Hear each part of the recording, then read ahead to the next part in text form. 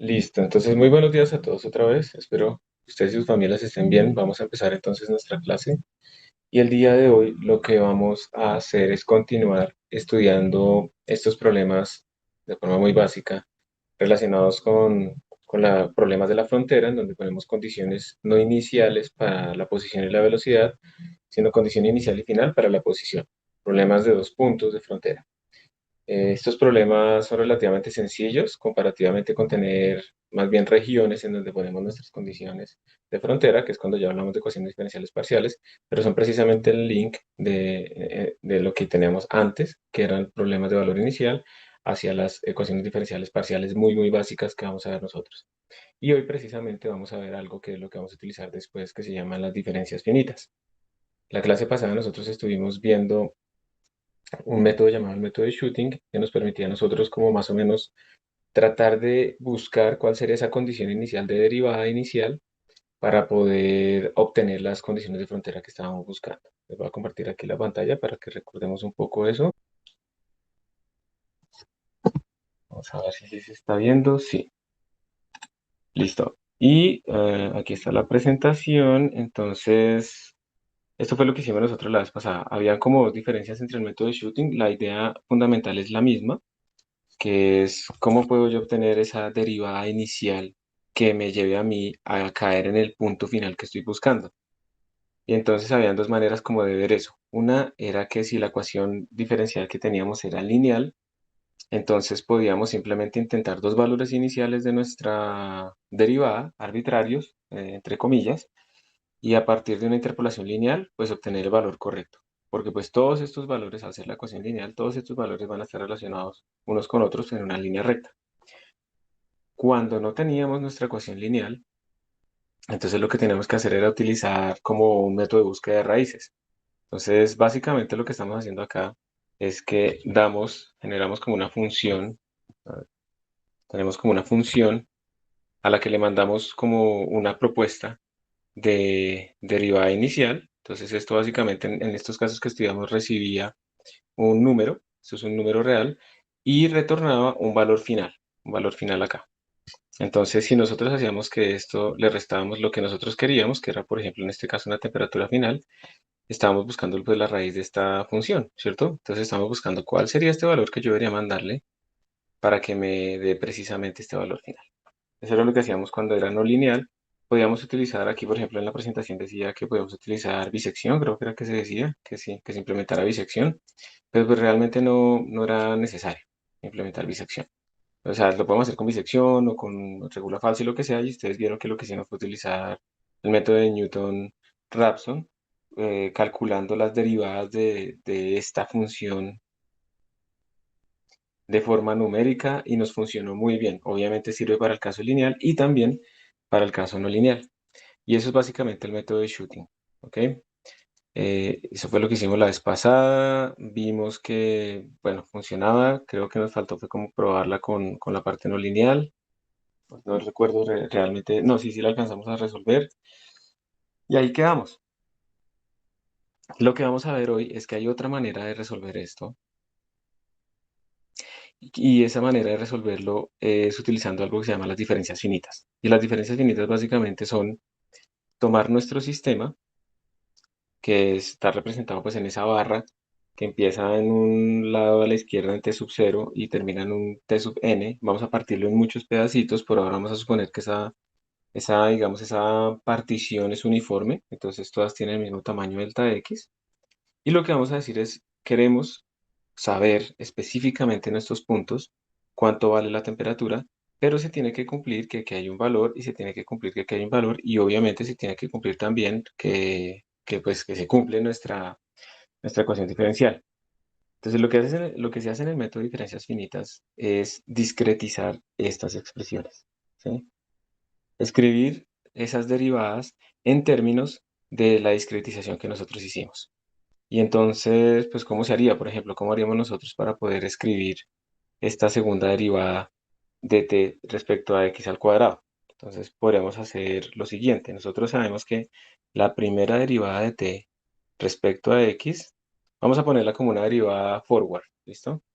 Entonces sería como aproximadamente t, aproximadamente t en x más h. Tenemos que hacerlo en intervalos compuestos, completos. Ese h es el mismo delta x, más bien lo voy a utilizar así para que no nos confundamos. T más delta x menos t, tx menos delta x, y todo esto dividido entre 2 delta x. Esa sería la primera derivada, ¿ok? Y la segunda derivada, entonces, ¿cómo la podríamos calcular? Y obviamente aquí la estamos calculando como en este punto central. Entonces la segunda derivada sería la derivada de esto, ¿cierto? De t de x al cuadrado, pues va a ser lo que yo tenga a la derecha, que es toda esta expresión, por ejemplo, eh, t de x más delta x menos t de x menos delta x menos t prima, todo sobre 2 delta x, ¿sí o no? Eso sería lo que tendríamos. Y entonces ahora reemplazamos cada una de estas derivadas, ¿sí? Este t prima, y al final lo que vamos a obtener nosotros después de simplificar todo esto un poco, es que al restar estas dos expresiones nos va a quedar básicamente esto que tenemos acá. Esto es t de i más 1, quiere decir t en x más delta x, ¿ok? Que sería este que tenemos acá. Este t de i menos 1, pues es t de x menos delta x. Y este menos 2ti, pues surge cuando restamos la derivada adelante, la derivada atrás, y nos aparece esta resta dos veces. En el centro, perdón. Aparece dos veces. Vamos a escribirlo completamente nosotros para que ustedes puedan ver bien esto. Vamos a deducirlo completamente. Entonces esto sería así. De x al cuadrado igual. T' en x más delta x sería t. Vamos a hacer aquí una forward. En x más delta x menos t en delta x. Todo esto sobre delta x. Esta sería la primera derivada utilizando una forward ahí. Menos, y aquí vamos a utilizar una backward para que estemos casi siempre centrados en referencia en el punto de la mitad. Yo no admito que haya. Entonces aquí esto sería t de x, aquí me equivoqué, t de x menos t de x menos delta x, todo dividido entre delta x, y toda esta vaina dividido entre dos veces delta x, ¿sí o no? Y entonces cuando metamos este menos acá, este menos por este menos nos va a dar un más. Entonces al final nos va a quedar, y donde me quede sin espacio, segunda derivada de t respecto a x al cuadrado, igual, t de x más delta x, menos dos veces t de x, más t de x menos delta x, y todo esto dividido entre 2 delta x al cuadrado. ¿Listo? Entonces aquí hemos discretizado nuestra derivada. Obviamente esto tiene un error, y entre más pequeño sea delta x es mucho mejor nuestra aproximación, pero pues así es que la estamos obteniendo. Aquí estoy observando también que me falta el 2, entonces seguramente lo que se hizo fue partir esto hacia la mitad y esto hacia la mitad, entonces quitamos este 2 de acá. Entonces así fue que se hizo la deducción de lo que vamos a utilizar nosotros. Entonces listo, con diferencias finitas, entonces vamos nosotros. Profe, Sí, dale, dale. podría mostrar eso de 2 de t sobre dx, eso, bueno, ya mostré. Profe, es que una cuestión, no entiendo dónde está justificado que la expresión que está a la derecha pues o sea, penúltima expresión, la derivada segunda de t sobre dx al cuadrado, que pues usted escribió tx menos t de x menos delta x sobre delta x. No, o sea, no entiendo por qué eso sería igual a x menos delta x, porque si hacemos la comparación con la expresión que está a la izquierda, o sea, t de x más delta x menos tx sobre delta x, o sea, lo que está dentro de los exponentes es delta de x más pequeño, mientras que en la expresión de arriba, lo que está a la derecha es menos 2 de x más pequeño. Me perdí. Eh, a O ver si te sea, entiendo. o A sea, ver si te entiendo. Sí, ok, la pregunta es esto, ¿sí? Esta expresión se sí, compara con qué. se compara con Esta- la expresión que está a la derecha. con la que está aquí a la derecha, Sí, aquí mismo, sí, en exacto, esta. eso de ahí. Entonces eso está en función de x y de x menos delta x, ¿ok?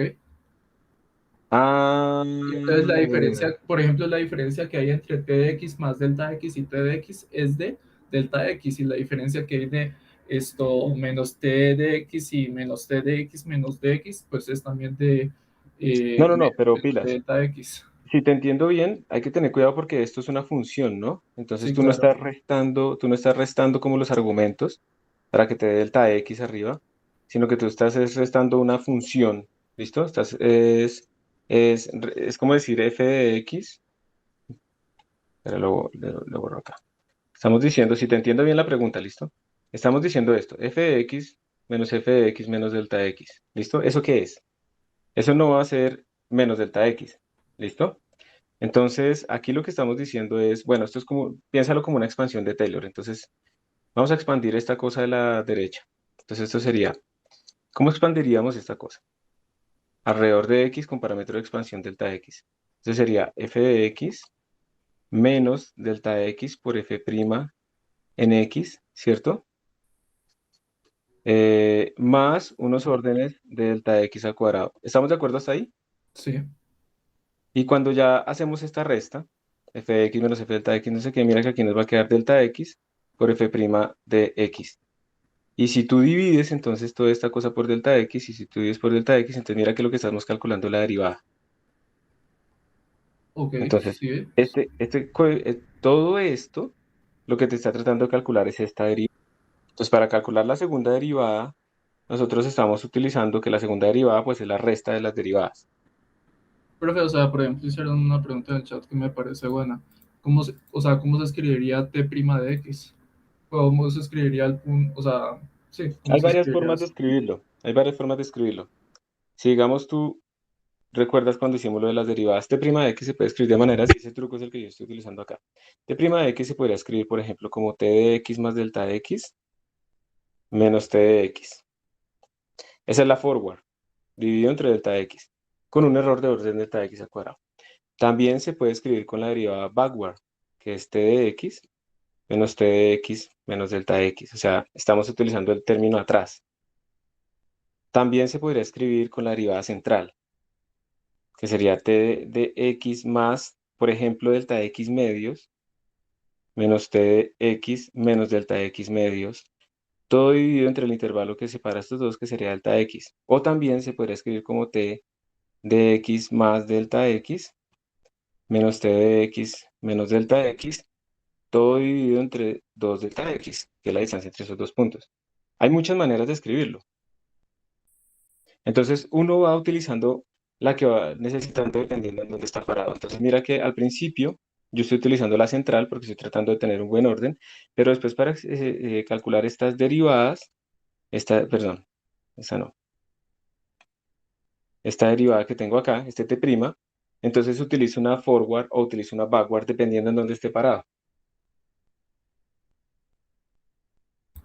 Sí, profe, es que me parece que, o sea, eso está definido como un poco ambiguamente, me parece. Porque, Ambiguo no es. O sea, aquí lo único que cambia o es sea, como el orden. sí, o sea, sí, el orden es como lo ambiguo, es como lo que estoy tratando de decir. Ah, ok, Por- sí, sí, sí. Sí, sí, porque, sí. Dime, dime, adelante. o sea, porque, o sea, usted escribe t de x más, bueno, lo que está encerrado de negro, ¿no?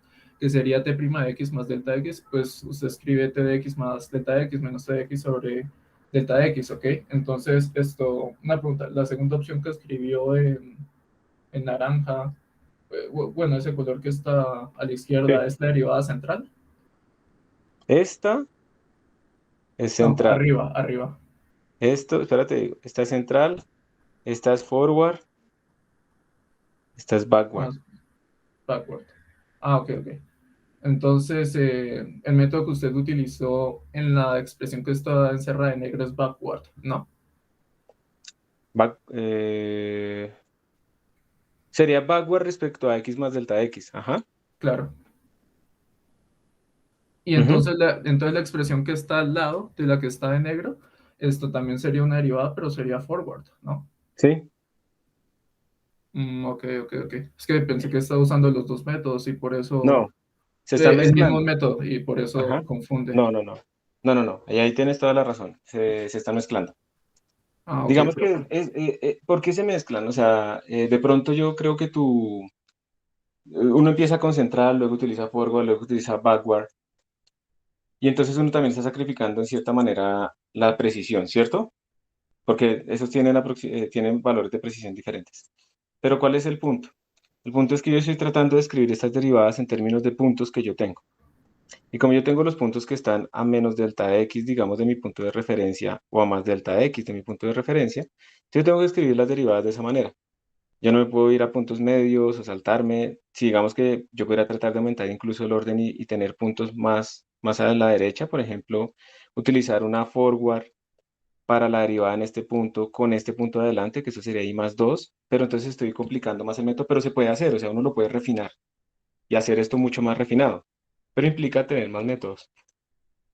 Claro. Más puntos, perdón, para calcular las derivadas. Entonces, en esta versión que estamos tratando de hacer simplificada, mezclamos los métodos de esta manera para poder hacer simplemente saltos con los vecinos más cercanos posibles y pues mantener así el orden. Ese es como el punto, ¿listo? Listo, profe. Gracias por la pregunta. ¿Alguien más? De pronto ya queda más claro.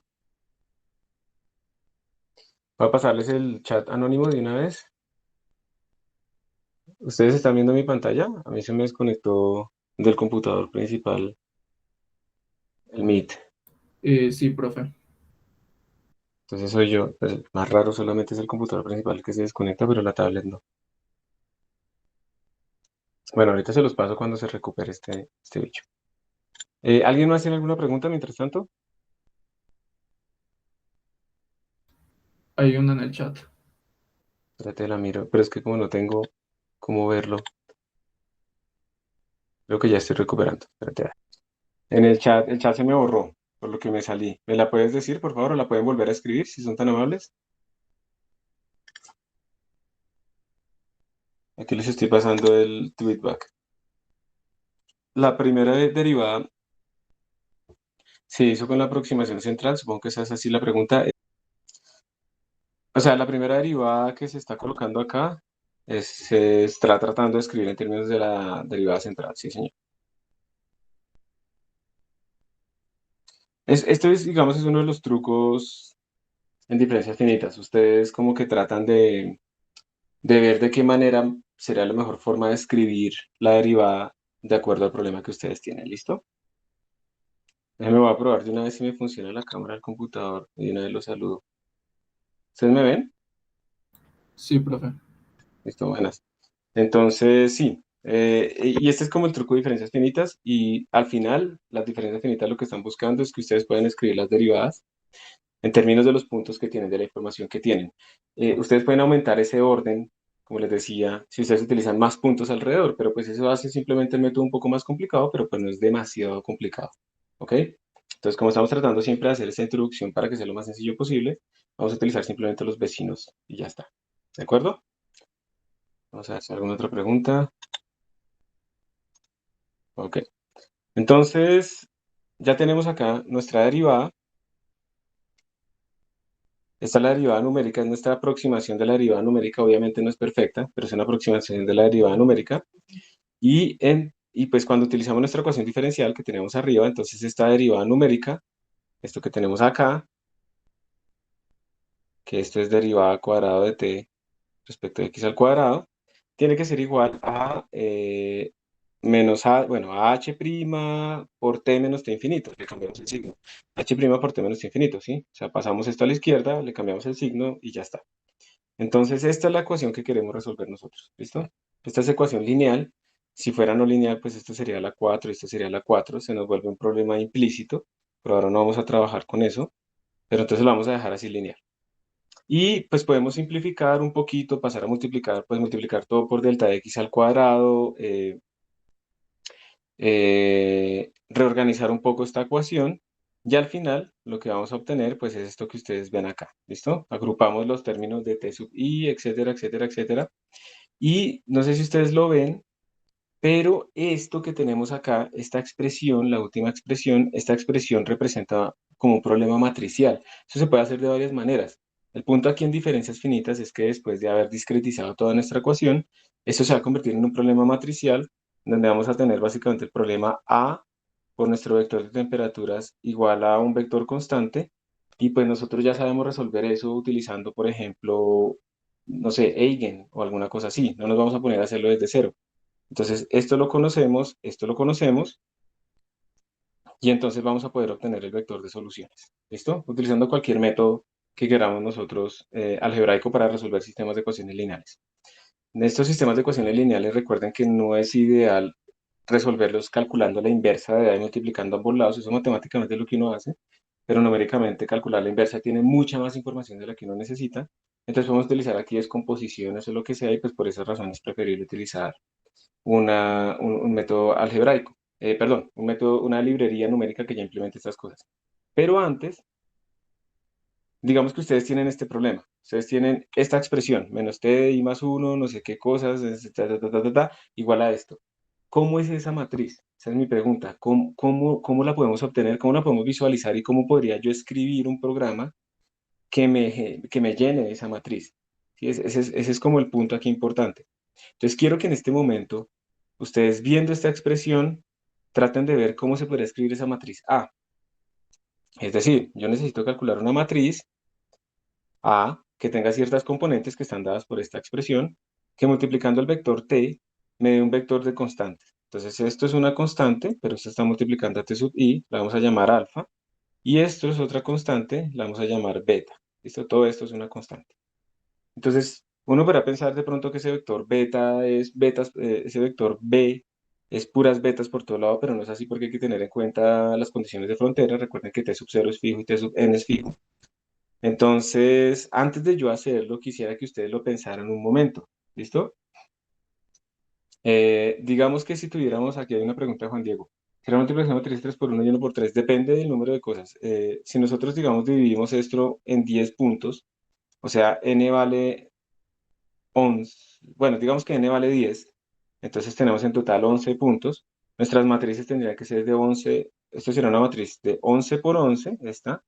Esto sería de m por n, en ese número de columnas, ¿no? 11 por 1, y esto nos daría pues una matriz de 11 por 1, ¿listo? Si lo estoy diciendo bien, de 1 por 11, perdón, y nos daría una de 11 por 1, ¿listo? Entonces no es 3 por 3, sino que depende del número de discretización. Recuerda que ese número de puntos, ese vector de temperatura, va a depender de cuántos puntos pusiste tú en la discretización. Entonces no necesariamente son 3. Hay 3 términos acá, y digamos que tu intuición va es a que esta matriz es una matriz como tridiagonal, ¿listo? Eso sí, esta expresión al relacionar 3 puntos alrededor nos va a dar una matriz tridiagonal. Eso sí es lo que va a pasar. Ese 3 está ahí metido. Pero esta matriz no necesariamente es de 3 por 3 o algo así. Depende del número de puntos con el que hayamos discretizado. ¿Listo? Entonces, a lo que los invito para que ustedes traten de deducir ese punto es que les voy a dar un tiempo para que ustedes traten de ver cómo sería esta matriz. Y luego, pues lo vamos a hacer. Y ya como ustedes hicieron el trabajo, me van a ayudar por si me equivoco. Igual yo lo hice antes, pero vamos a ver si no se me olvida nada. Y entonces, pues nada, arranquemos. ¿Listo? Entonces, mi pregunta es, ¿cómo se escribiría esta matriz? ¿Cuáles son sus componentes? ¿Listo? Porque cuando lo vayamos a implementar, vamos a necesitar ver cómo lo vamos a implementar, cómo lo vamos a escribir. ¿Ok? ¿Cuál matriz, profe? La A. La matriz A, que está definida por esta expresión que estamos viendo acá. Llamen alfa a esta constante y beta a esta otra constante a la derecha. ¿Listo? Entonces, básicamente para que ustedes me digan, sí, estas tres diagonales que ya les soplé, que es una tridiagonal, pero pues se puede ver de la expresión, pues cuáles son. Entonces, adelante, les voy a dar 5 minutos para que lo piensen, porque quiero que ustedes lo piensen. Porque es Eh, que, sí, adelante. profe, disculpe, o sea, beta es una constante. Señor. Beta es una constante. Beta es una constante porque mira, h' es una constante, delta x, que es la partición, es una constante, y t infinito es la temperatura del medio, que también es Claro. una constante. Entonces, beta es una constante para no estar Profe, escribiendo todo. entonces, dado ese caso, no entiendo por qué el vector b minúscula es un vector y no una constante. ¿El vector qué? Perdón. El vector b minúscula, el que B. está a la derecha del igual, Sí, porque es un vector. No, no porque sería para una, cada uno, no, no para cada sería una una constante. es un vector constante, pero es un vector.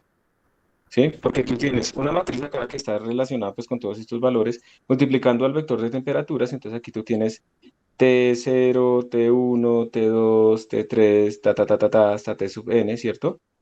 Y todo esto es igual a ¿qué? Pues tiene que ser igual a un vector constante a la derecha, que va a tener principalmente betas, pero pues hay que tener cuidado con un par de cosas en la frontera. Eso es lo que quiero que deduzcas, o sea, digamos que esto te salió en un examen, te salió en una tarea, ¿sí? Entonces, yo lo que quiero es que ustedes me muestren explícitamente a ver si logran obtener esos valores internamente. ¿Listo?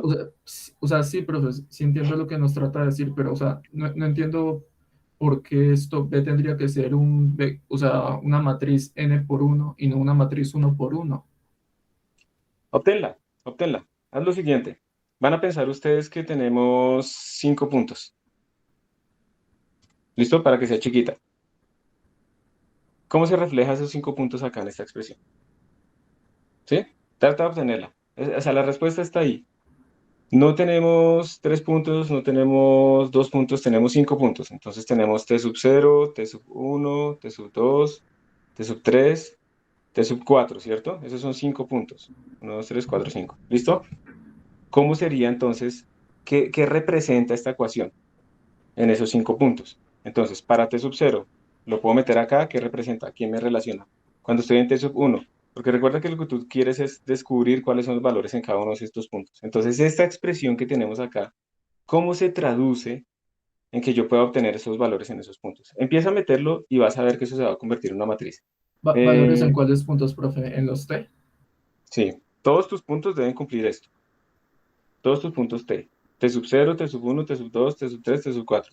Recuerda que T sub 4 y T sub 0 son condiciones de frontera. ¿Listo? Ah, ok, profe.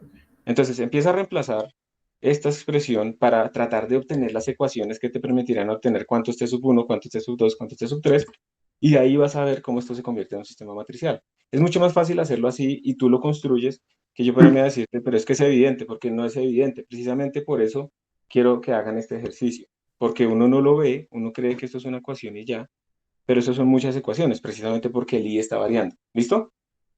Profe, una pregunta. Nosotros tendríamos como, o sea, ya dados T sub 0 y T sub n, ¿no? T sub 0 y T sub n están dados, exactamente, esos no se cambian, esos son Ah, condiciones. ¿Listos?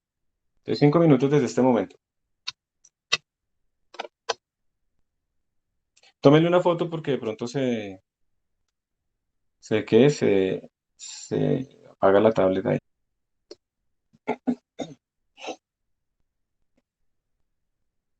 ¿A ustedes les serviría que yo les enviara estas presentaciones así con los rayones? pues Sí, yo profe. diría que sí, profe. Sí, profe. Yo también creo que sí, nos serviría. Igual, usted, Listo, perfecto. Entonces, me acuerdan, por favor, para que al final de la clase yo la exporte a PDF y la ponga en un correo y luego miro si se las pongo, si se las mando por correo, si se las pongo ahí en el Classroom. ¿Listo? Porque esta es una de las ventajas que tenemos nosotros de no utilizar un tablero, que queda el documento del tablero, pero pues con muchas más cosas.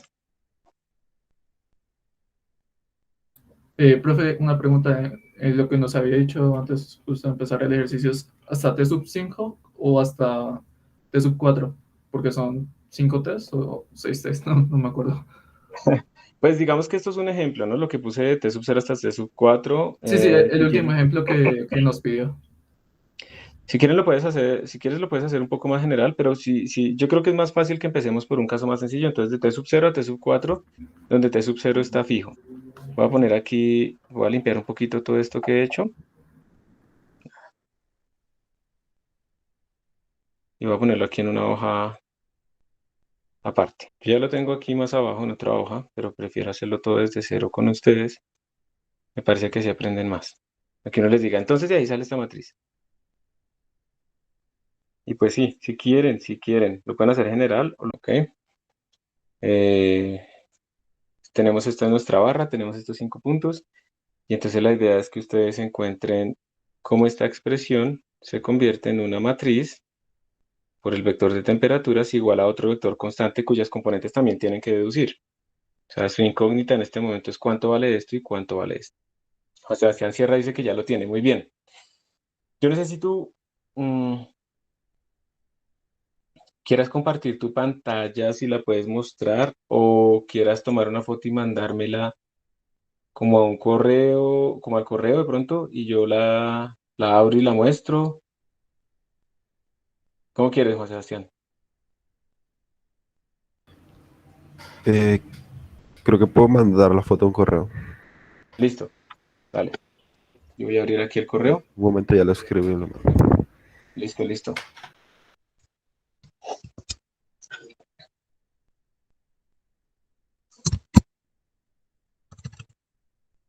Igual tampoco tiene que estar de una vez bien, ¿no? Ojalá que sí, y súper bien, pero así vamos. ¿Será que en un Jamboard se pueden importar figuras? Vamos a mirar. Listo, sí, vamos a... Ok.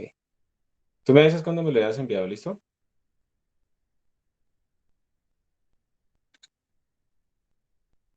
Listo, ya tengo varias formas de hacerlo. ¿Me lo enviaste ya? Ya estoy tomando la foto, ya lo voy a mandar. Sí te dio No exactamente porque en la frontera da diferente. Ujú.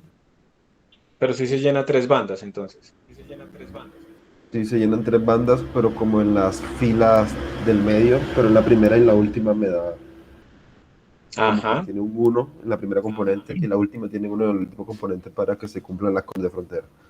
ajá, ajá. Muy bien. Sí, o sea, no es completamente simétrica. En la primera y en la última les... Voy a dejar de compartir pantalla un momentico. Voy a descargarla acá para importarla directamente en la presentación y que no se nos pierda. En otro lado, ¿ustedes están viendo mi pantalla en este momento? Yo no veo nada. No, ¿cierto? Listo. Listo. Ya, ya. Listo. ¿Ya la deben estar viendo otra vez? ¿Me confirman si son tan amables? ¿Sí? ¿Están viendo mi pantalla?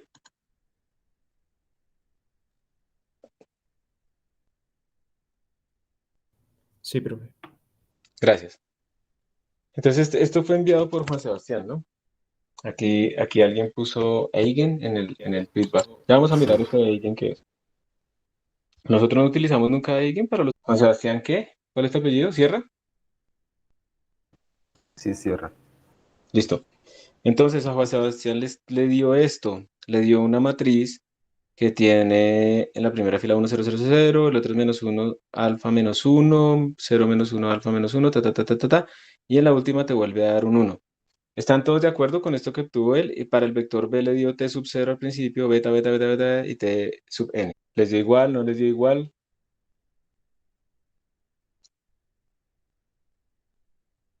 Pero sería de tamaño n más uno por n más uno, ¿no? El tamaño sería n más 1 por n más 1, sí, dependiendo sí, del No n, n por n. claro. Son 5 en total. El n va hasta 4, pero son 5, entonces sería n más 1. Por n más 1.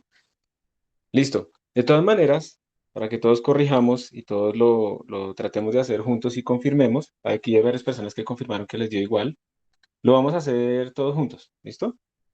Entonces, yo voy a tratar de deducirlo, si ustedes me van a corregir si estoy haciendo algo mal, y ahí veremos como una tercera o una cuarta confirmación que, que nos está, que nos está dando bien, o que yo lo estoy haciendo mal, o lo estoy haciendo bien, o lo que sea. Entonces, miren, voy a tratar de escribir esa ecuación. Obviamente no puedo arrancar desde t sub 0, porque entonces aquí me daría t de menos 1. ¿Listo?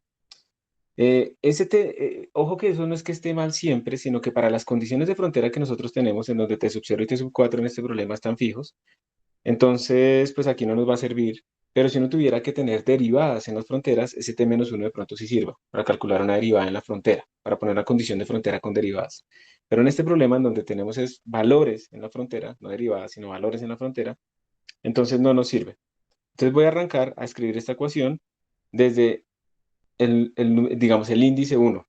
Entonces, cuando yo reemplazo el índice 1, yo tendría esta ecuación, menos t0 más, a esto fue lo que llamamos alfa, ¿no? Más alfa por t1, que está entrando alguien aquí a clase, más alfa por t1, menos t2, y esto me tiene que dar beta. ¿Listo? Esta expresión, antes de seguir, recordemos que esto está fijo. Esta expresión lo que me está diciendo es alfa por t1 menos T2 igual a beta más T sub 0. ¿Listo? Que eso es una constante. Estoy dejando a la izquierda solamente lo que tiene que ver con mi vector y a la derecha lo que tiene que ver pues con constantes. ¿Ok? Recuerden que nuestras constantes son T1, T2 y T3 en este problema particular. Vamos a escribir la otra ecuación. Vamos a pasar de índice. Ya no estamos en 1, sino vamos a pasar al índice 2. Cuando avanzamos en el índice 2 tendríamos menos T1 más alfa por T2 menos T3 igual a beta. Y todos estos sí son incógnitas. ¿Ok? Y ahora vamos a pasar al siguiente. En el siguiente sería, ese era índice 1, índice 2, índice 3. Entonces sería menos T2 más alfa por T3 menos T4 igual a beta. Y de nuevo, teniendo en cuenta que esto es una constante, esta ecuación la vamos a reescribir como menos T2 más alfa por T3 igual a beta más T4. ¿Listo? Entonces nuestras expresiones, las voy a subrayar, que vamos a escribir en una matriz, serían esta y esta. Si tenemos en cuenta que nuestras incógnitas son T1, T2 y T3. Entonces mi matriz, la voy a poner acá. Vamos a poner aquí el vector T1, T2 y T3. Y esto va a ser igual a un vector aquí a la derecha. Entonces, de acuerdo a esta cosa que tenemos acá, nuestra matriz sería igual a alfa acá, menos 1, 0. Entonces se me haría alfa por T1 menos T2, esta primera ecuación, alfa por T1 menos T2, igual a beta más T sub 0. Para la segunda ecuación tendríamos menos T1, entonces sería un menos 1, más alfa, menos 1, por T2, igual a beta. Y para la última ecuación tendríamos 0, menos 1, más alfa, igual a beta, más T4. ¿Listo? Eso sería lo que obtendríamos. Entonces, ¿cuál podría ser nuestra diferencia? ¿Sí? ¿Nos dio igual? ¿No nos dio igual? Depende de que hayamos escrito, ¿no? Si ustedes incluían a T sub 0, por ejemplo, y aquí incluían a T sub 4, entonces aquí sería un 1, ceros y ceros, y bueno, y se nos aumenta de dimensión, ¿no? Tendríamos que poner otra columna, y aquí nos tendría que dar que T sub 0 es igual a T sub 0, ¿cierto? ¿Qué fue lo que tú hiciste, cierto, Juan Sebastián? Y si tú incluyes aquí T sub 4, entonces al final te daría puros ceros acá y un 1, y al final entonces te quedaría T sub 4. Pero hay una diferencia en este punto, ¿no? En el segundo en tu caso y en el penúltimo en tu caso, ¿sí? Sí. Sí, ¿cierto? Esta sería como la única diferencia. Para que podamos tratar de generalizar, si quieren, entonces, o sea, no está mal, nos faltó fue tener en cuenta, creo que el único error fue esto. Entonces, si quieren, para que sea un poco más general, tratemos de hacer algo que tenga 2 puntos más. Bueno, un punto más, yo creo que ya la podemos ver un poco el patrón. Entonces vamos a tener T0, T1, T2, T3, T4, T5, ¿ok? Las ecuaciones son básicamente las mismas, solamente van a aparecer dos ecuaciones, o sea, podemos reutilizar esta. Sí, todas estas se reutilizan, se reutilizan, se reutilizan, y tendríamos una ecuación más. Ah, no, pero no, toca volverlas a hacer porque ahora la constante no es T4, sino que es T5. Entonces, vamos a volver a escribir. Esta sí nos queda igual. Alfa T1 menos T2 igual a beta más T0. La otra ecuación sería menos T1 más alfa T2 menos T3 igual a beta. La otra ecuación sería menos T2 más alfa T3 menos T4 igual a beta. La otra ecuación sería menos T3 más alfa T4 menos T1, perdón, dice 1, 5 igual a beta. Y la última, pues nos va a dar entonces menos veámoslo acá, menos T4 alfa C5 menos T. Estoy haciendo, esperen, lo voy. Tu, tu, tu, tu, tu. Y la última ecuación sería menos T4 más alfa T5 menos T6 igual a beta, que esa la pasamos a sumar, el T6 entonces igual a beta más T6. Entonces en este caso, nuestra matriz, vamos a escribirla, nuestra matriz, multiplicado por T0, T1, T2, T3, T4, no, estoy metiendo T1, T2, T3, T4 y ya, ¿no? Hasta ahí. ¿Hice algo mal? ¿Estoy colocando más de las que son? Falta T5, profe. Sí, pero arriba yo no tenía T5, ¿no? Yo no tenía T6. Eso era lo que faltaba. Por T5, sí. O sea, yo cambié la dimensión. T5, listo. Igual. Y entonces aquí sería otra vez beta más T0, beta, beta, beta. Y 1, 2, 3, beta más T6. Y entonces, para que lo veamos un poco más claro, aquí otra vez nos va a dar alfa menos 1. Son 5 en total, ¿no? 0, 0, 0. El otro daría 0 menos 1, alfa menos 1, 0.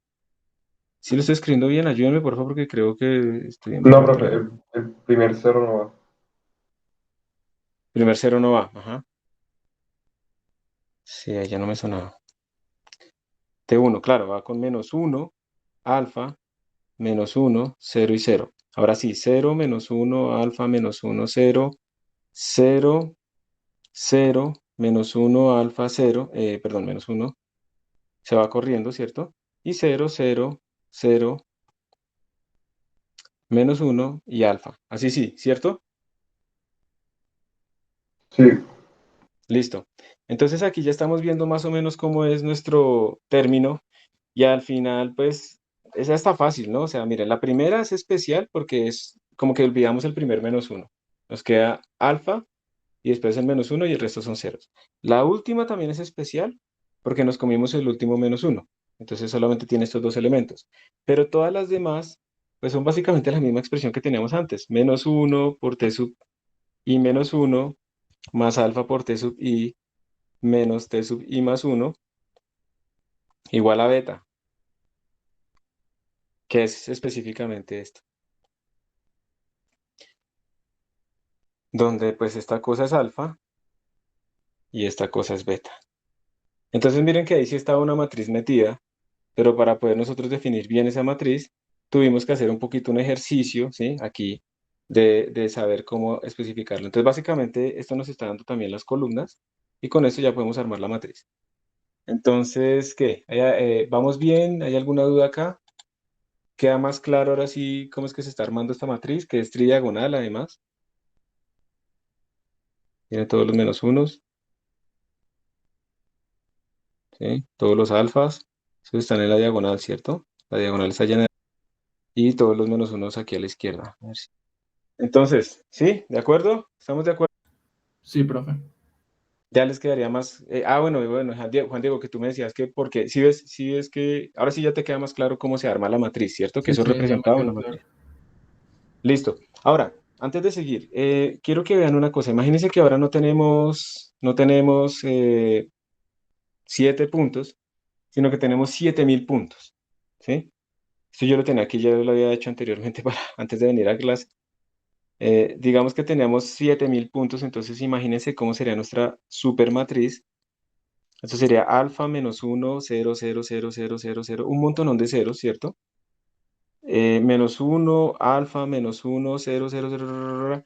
Entonces, básicamente lo que ustedes van a tener es una matriz gigantesca en donde solamente hay estos elementos que son diferentes de cero y todos los demás son cero. Entonces, aquí me estoy metiendo en otra parte que es cuál es la forma eficiente de almacenar esta cosa. Esto es lo que se llama, esto puede representar, cuando el n es muy grande, puede representar algo que se llama una matriz dispersa, sparse, se dice en inglés. Esas matrices dispersas simplemente son matrices que están llenas de puros ceros por todo lado y muy poquitos elementos. Muy bien, Santiago, eso es. Muy poquitos de esos elementos son diferentes de cero. Entonces, si yo quiero trabajar en esto, el almacenamiento puede ser muy ineficiente si los guardo así como una matriz densa, porque pues básicamente todos los elementos son ceros salvo algunos cuantos. Entonces existen algoritmos e implementaciones diseñadas específicamente para las matrices dispersas, de tal manera que yo no desperdicie tanto almacenamiento, pero aún así pues pueda resolver mi sistema, pues porque aquí es mucho más sencillo guardar solo las diagonales y pues operar, pero obviamente todo cambia un montón en cuanto a la implementación, como multiplico dos matrices inversas y yo no tengo toda la fila, toda la columna, sino solo una parte. Eso se encargan las librerías numéricas de hacerlo por nosotros, pero eso es algo muy importante en esta área de diferencias finitas o de elementos finitos que salen. Básicamente lo que sucede es que como nosotros estamos escribiendo este método de una manera en la que el punto iésimo solamente depende de sus vecinos y no de todos los demás vecinos, entonces estas relaciones están muy restringidas solamente a mis vecinos cercanos. Y por eso en la matriz pues va a tener muchísimos valores que son diferentes de cero. Cualquier valor que yo ponga por aquí, digamos si yo le pusiera 7, estoy relacionando mi elemento iésimo con este elemento que está por acá lejos, ¿sí? Pero como eso no pasa en mi método, entonces mi matriz que se genera es muy dispersa. Nosotros no nos vamos a preocupar por eso, pero lo que les quiero decir es para que lo tengan en cuenta a futuro, en caso de que ustedes estén en una aplicación en donde esa matriz que ustedes están utilizando es dispersa y ven que tienen problemas porque se les gasta la memoria muy rápido y todo, entonces probablemente lo que deben hacer es utilizar la librería que además les permita tener algoritmos para matrices dispersas. ¿Ok? Entonces cierro ese paréntesis de implementación. Y entonces ahora lo que viene es que implementemos esta solución. De hecho, pues ya está implementada. Lo más difícil de esto es entender esta matriz, pero ahora pues lo que viene es muy sencillo porque nosotros ya hemos discretizado el espacio. Estos valores, estos alfas y estas cosas que aparecieron acá, pues obviamente están relacionadas con nuestra ecuación diferencial. Recuerden que salieron de allá, entonces esto cumple la ecuación diferencial. Y entonces ahora lo único que necesitamos es, teniendo ese sistema A por T igual a B, donde conocemos esto y conocemos esto, pues obtener T. Entonces utilizamos algún algoritmo numérico que nos despeje T y con eso ya hemos resuelto nuestra ecuación diferencial en los puntos específicos que estamos buscando nosotros. ¿Y esto cómo se hace? Utilizamos una librería donde podamos definir una matriz, podemos definir este vector y le decimos que resuelva el sistema y nos dé cuánto vale T. ¿Listo? Ese es nuestro objetivo en este momento. Y ya, eso es todo. Ahí están las diferencias finitas, como una ecuación diferencial de valor de frontera eh, se convierte en un problema matricial. Es diferente al shooting method, como ustedes pueden ver, y tendrá ventajas y desventajas. ¿Ok? Digamos que no podríamos decir en este momento que uno es mejor que el otro, sino que dependiendo del problema, pues ustedes escogen cuál es el más apropiado. Lo último que quería como por hablar acá, antes de ir a la implementación, es qué pasa si nuestra ecuación es no lineal. ¿Sí? ¿Qué pasa si acá esta vaina va a la 4 y esto va a la 4?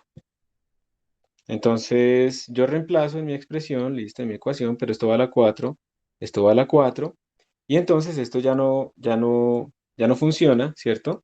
Aquí me parecen unos TIs a la 4 que no puedo pues simplemente factorizar con estas otras cosas, y mi expresión ya queda mucho más complicada, ¿sí? Yo ya no puedo obtener una matriz, entonces básicamente lo que tendríamos, vamos a tratar de escribirlo, será como menos TI menos 1 más Porque el T 2TI, infinito es una constante, ¿no? señor. T infinito es como una constante, ¿no? Sí, eso es una constante, pero el problema es este, ¿cierto? Más h por delta x al cuadrado por t sub i a la 4. Ese es el problema acá. Menos t de i más 1, igual pues a una constante, este beta, que tiene pues el t infinito a la 4. Entonces sí, ahí no pasa nada. Pero mira que el problema está aquí. Si ves que, ¿cómo escribiríamos esta matriz? Pues no podemos escribirlo como una matriz porque está el ti a la 4. Entonces nos quedaría como un t1 a la 4, un Sí. t2 a la 4, un t3 a la 4. Entonces esto ya no es un sistema lineal. Y estos sistemas, digamos que hay que resolverlos con otros métodos, como un método iterativo. Entonces uno da como un valor inicial y empieza a aplicar esto muchas veces sobre sí mismo, de tal manera que uno al final pueda llegar como a una convergencia en donde obtiene el TI. O sea, es implícito. o en este caso, pues trata de resolver el polinomio, bueno, o saca la raíz, lo que sea, pero se complica un poco más cuando es no lineal. Entonces, este método de diferencias finitas está así como lo estamos haciendo, escribiéndolo de forma matricial, está implicando que nuestra ecuación es lineal. Esa es otra restricción que debemos tener en cuenta acá. No sé, ya no sé qué más decirles en este aspecto. ¿Les parece si están de acuerdo? Hagamos una pausa de unos minuticos y volvemos ya a mirar el código. Listo. Vayan haciendo un git pull, por favor. Nos vemos a las 8:05. ¿Listo? Se alarga un poco más. Entonces, por favor,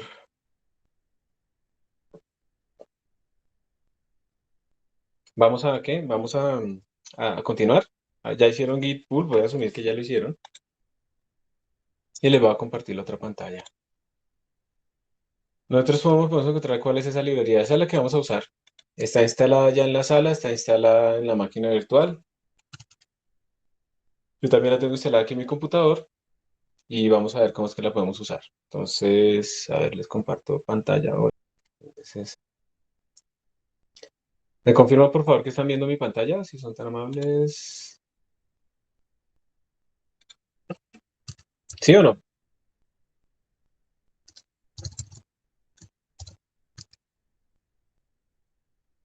Sí, profe, ahí se ve. Gracias. Vamos a aumentar un poquito la fuente. Yo creo que la pueden ver. Entonces, aquí más o menos están ya escritos todos nuestros problemas, nuestras constantes, como constantes globales, como para simplificar. Realmente, mm, después sabemos que es mejor volverlas como parámetros, pero por ahora simplificamos. Entonces estamos haciendo desde 0 hasta 10 nuestro problema. El delta X es de 0.01. Tenemos una temperatura inicial de 20, una temperatura final de 200 y aquí el T sub 0 lo que quiere decir es la temperatura ambiente. Lastimosamente, digamos, cambiar una notación en el problema, no lo quiero cambiar, estoy utilizando la misma, pero este es como el T infinito. ¿Listo? Este T0 es el mismo T infinito. Pongámoslo aquí el comentario, T infinito. Este es el número de... Eso no lo estamos usando, ¿no? Sí, este es el número de intervalos que vamos a hacer nosotros, la partición que vamos a utilizar. Entonces, como tenemos que fijar al principio y al final nuestras cosas, el n total que vamos a utilizar es este número de intervalos más 2. Calculamos el delta x, el alfa pues vimos que era 2 más h por delta x al cuadrado, y el beta era h por delta x al cuadrado por el t infinito. ¿Listo? Perdón, entonces aquí me equivoqué, este es t infinito. Listo. Entonces, miren, vamos a utilizar Bueno, Eigen. profe, Señor, perdón, ¿qué era lo que era L y H? L es la longitud real, lo que mide la barra, y h es el delta x. Ok. Pero no se supondría que el H por el N debería dar L entonces. Depende. Lo que pasa es que aquí estamos teniendo en cuenta que queremos como 40 intervalos internos, entonces simplemente estamos teniendo en cuenta acá eh, las dos partes externas. Espérate, miramos a ver, a ver. Lo que queremos es que eso de exactamente no siempre da exacto, no siempre es divisor, ¿sí? Entonces uno lo que hace es como simplemente hacer una aproximación y teniendo en cuenta que este h es suficientemente pequeño, no pasa nada si uno se pasa un poquito o se queda un poquito atrás, ¿listo? Simplemente es eso. Entonces, sí. En el caso ideal tenía que ser exactamente, pero pues miramos aquí entonces cuánto nos está dando. Entonces n es más 2, pero le quitamos 1, es n menos 1. Si tú tienes, digamos, hagamos una cosa, mira, para que se entienda mejor esto. Si tú tienes T0, T1, T2, T3, T4, ¿listo? Tú tienes en total 5 puntos, pero ¿cuántos intervalos tienes? 4 intervalos, 4. ¿cierto? Exacto. Entonces, por eso es que aquí le quitamos 1 y si tú te das cuenta, pues es el número in más 1 realmente cuando le quitas el 1, que es lo que hace que te hace como la transformación entre el número de puntos y el número de intervalos. El número de intervalos siempre es el número de puntos menos 1. ¿Listo? Ok. Entonces, vamos a concentrarnos acá en esto. Entonces, estamos incluyendo Eigen. Esta es la librería que, como les digo, ya está instalada en sus computadores. Si están utilizando la sala, están utilizando la máquina virtual, está instalada ahí. Esta librería nos permite a nosotros básicamente resolver problemas matriciales. Y aquí yo estoy declarando una matriz de Eigen, una matriz que lo que quiere decir es esto, mira.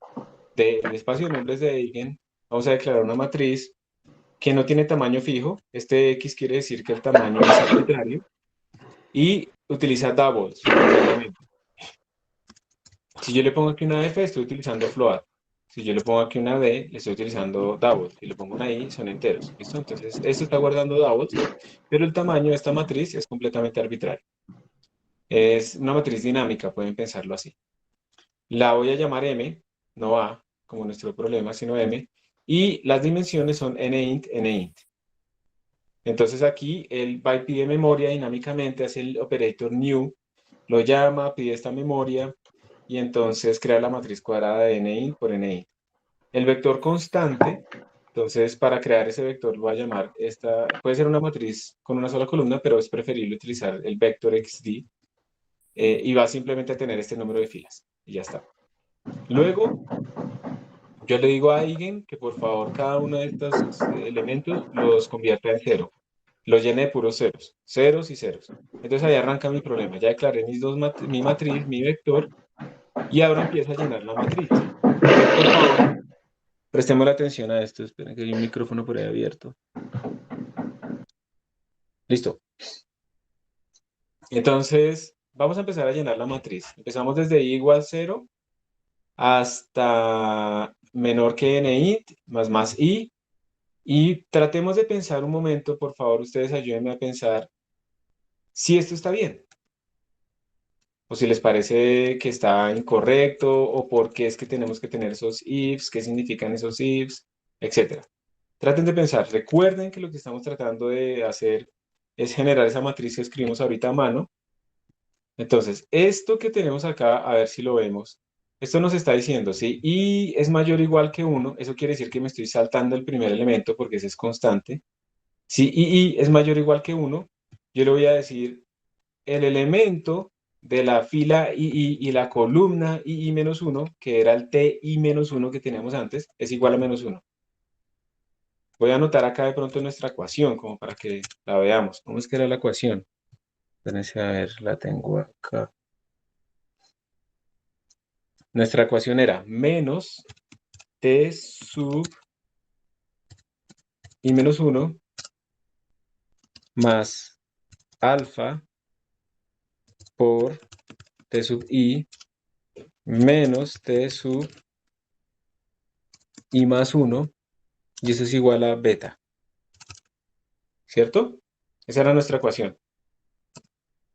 Entonces miren que aquí lo que estamos diciendo es, cuando yo estoy en la fila iésima, el coeficiente de la columna I menos 1 es un menos 1, que es lo que estamos colocando acá. Pero tengo que tener cuidado, eso no lo aplica a todas, porque recuerden que para la primera fila ese elemento no existe. Entonces por eso simplemente yo lo hago para I mayor o igual que 1. La otra cosa que tengo que tener en cuenta es cuando voy a la última fila. Todas las demás tienen que el elemento siguiente vale menos 1, excepto la última fila porque ese elemento no existe. Entonces, por eso este II va a estar en int menos 2, y ahí le estamos diciendo que el elemento siguiente, el i más 1, el coeficiente que va ahí en ese i más 1 es un menos 1.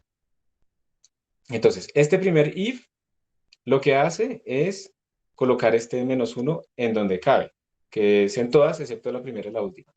Este segundo if lo que hace es colocar ese otro menos 1 en lo que cabe, que son todas excepto la última.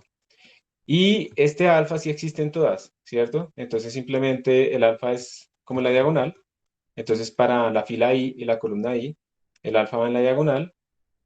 ¿Y qué más falta? Y todo nuestro vector B es constante, todo está lleno de betas. Y al final le sumamos en el primer elemento, y en el último elemento le sumamos lo que tenemos que sumarle, que son las dos condiciones de frontera. De esa manera estamos armando esa corrección que tiene que tener nuestro vector de valores constante. Mírenlo ahí detenidamente, díganme si hay algo que no se entiende. O que no. Pero era clave que hubiéramos hecho la matriz nosotros a mano para poder entender esto de dónde sale. Por eso nos gastamos tanto. Aquí el usuario 67737 me dice que se pronuncia Eigen. Listo, Eigen. ¿Alguna duda sobre ¿Eigen o Eigen? Según lo que escribiste.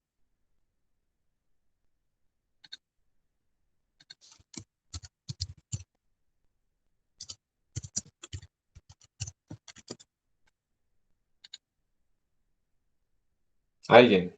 Ok, entonces los dos tuvimos corrección. Eh, Nada, ¿sí? ¿Les queda claro esta implementación?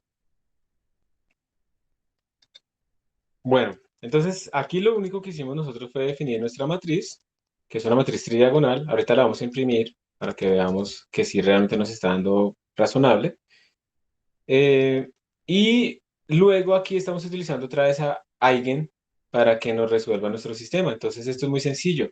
Hay muchas formas de resolver estos sistemas. Aquí lo que estamos utilizando es un método que se llama Householder descomposición de QR con pivote de columna. Esto es como una magia, o sea, uno simplemente le dice a la matriz, oiga, matriz, internamente usted tiene unos métodos, en este caso voy a utilizar este método, y quiero que utilizando este método resuelva el sistema con este vector constante B. Y esta cosa me retorna a mí la solución X, que son las temperaturas que estamos buscando. Y entonces ya, ahí ocurre toda la magia, hace todo por nosotros de forma muy eficiente. Alguien es realmente eficiente en este tipo de soluciones. Digamos que en otro curso hacemos como un estudio del performance de alguien y es realmente rápido y compite con BLAS y se puede mezclar con BLAS y con otra librería ya de alto desempeño. Y bueno, y al final se está imprimiendo el vector de solución, donde colocamos primero el t sub 0, que es el primer valor constante, luego nuestro vector x, que son el t1, t2, t3, t, y luego el último valor de temperatura. Y ahí queda pues nuestra solución lista para ser graficada o lo que sea. Entonces, pues ya, voy a guardar esto, lo voy a compilar y lo voy a correr. Profe, perdón, ¿podría volver a explicar qué es lo que hace la línea 40, por favor? Sí, la línea 40 lo que está haciendo básicamente es, tú tienes este sistema, tú tienes el sistema m por x, que es un vector, igual a b. Este es el sistema que tú tienes, ¿cierto? Esta línea lo resuelve, esta línea te obtiene el x. Para resolver el x, digamos que uno normalmente matemáticamente y teóricamente uno lo que dice es cálculo m a la menos 1, multiplico ambos lados por m a la menos 1. Eso no es eficiente numéricamente. La matriz inversa es una matriz que tiene mucha más información de la que uno necesita. Tú no tienes tú no tienes obligatoriamente que calcular la matriz inversa para resolver estos sistemas.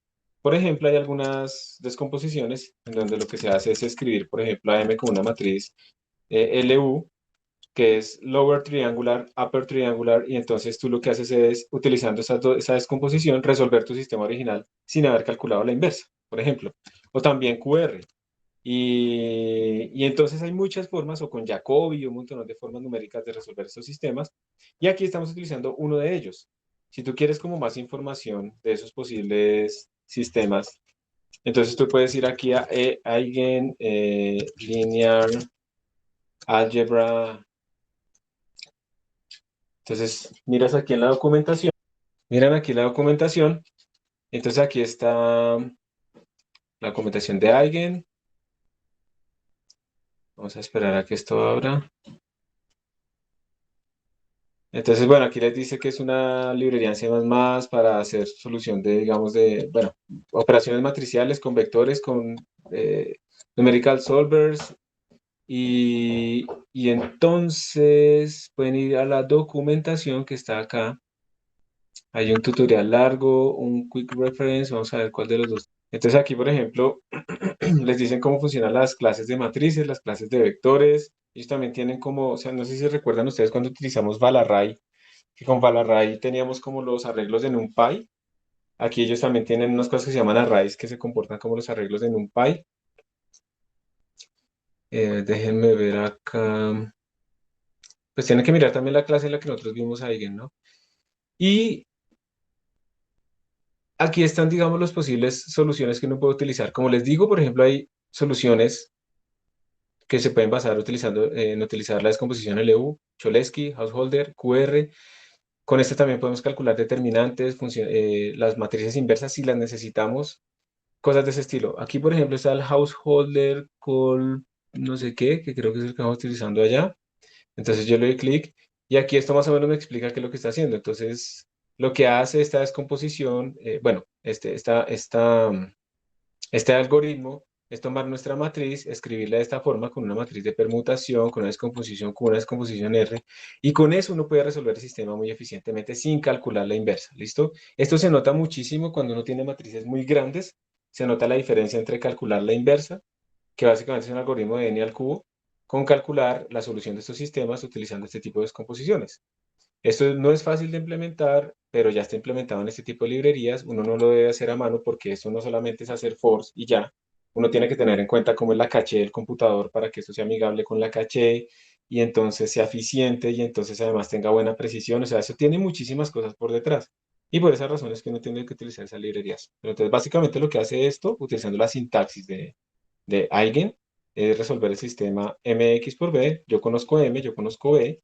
M está aquí, B está acá, ¿sí? Tú se lo envías como argumento y él te retorna la solución, el X. Listo, gracias, profe. Con gusto. Entonces vamos a compilar, Profe, ¿sí? una pregunta, lo que está dentro del paréntesis de call, pip, householder, esto, QR, eh, ¿eso para qué sirve? Esto es una función. Tú estás llamando a una función que está definida dentro de la matriz M.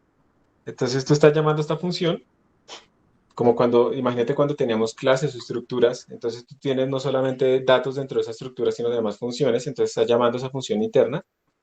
Y además, esa función interna es otro objeto que recibe otro, que tiene también sus propios métodos internamente. Dentro de esos métodos está el sol, que recibe un argumento. Eso quiere decir que cuando yo llamo el call, pip, householder, QR sobre la matriz M, no recibe argumentos, pero eso me retorna un objeto que a su vez tiene también funciones internas, entre ellas una llamada sol, que a su vez recibe B. Ah, ok, profe.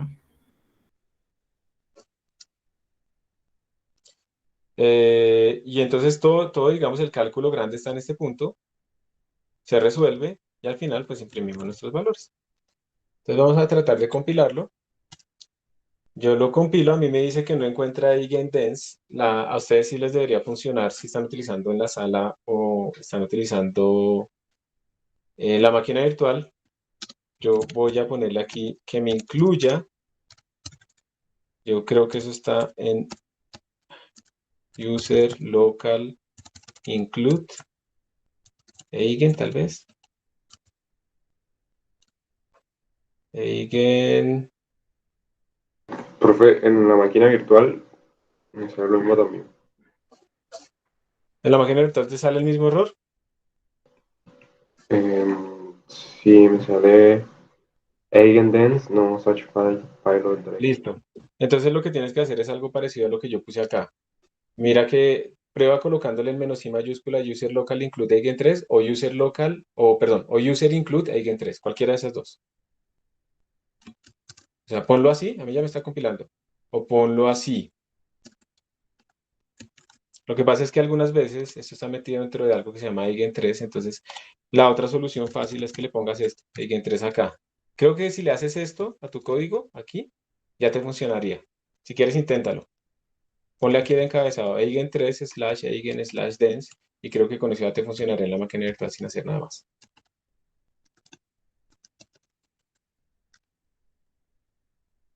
Aquí lo que le estamos diciendo es al compilador que busquen unos directorios especiales. Eso me toca solo a mí acá en mi máquina. Pero ustedes no le... Si quieren yo voy a mirar en la sala de sistemas cómo me tocaría a mí compilarlo para que ustedes lo vean.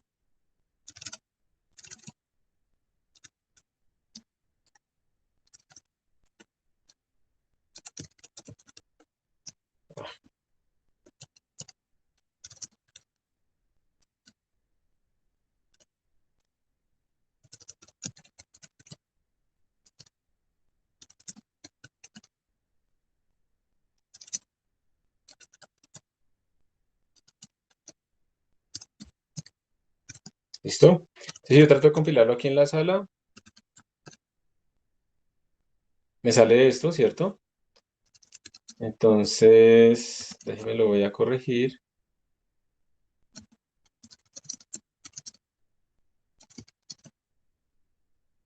Entonces le voy a poner aquí eigen 3. en esta parte del inicio, en el encabezado, volver a compilar y ya compila. ¿Listo? Entonces ya le compiló a todos. ¿Alguien tiene algún problema? Sí, a mí me compiló ya. Aunque se Perfecto. demoró un poco. Sí, eso se demora un poco porque Eigen está escrito en términos de algo que se llama templates, las plantillas, pero mucho, mucho más avanzado de lo que nosotros vimos en este curso. Y entonces Eigen lo que trata de evitar es hacer cálculos innecesarios. Entonces todo esto queda guardado como instrucciones hasta que yo haga esta llamada y yo realmente utilice la solución, no se ejecuta absolutamente nada de esto. Entonces, al tener tantas plantillas, se demora un poco compilando, pero pues es un precio a pagar muy pequeño comparado con lo que nosotros podemos obtener aquí, porque es muy sencillo, ¿sí? Él hace todo por nosotros. Es una librería que utiliza Google, utiliza un montón de gente en robótica, ¿sí? Muy estable y muy, muy poderosa. ¿Alguien todavía tiene algún problema para compilar de pronto?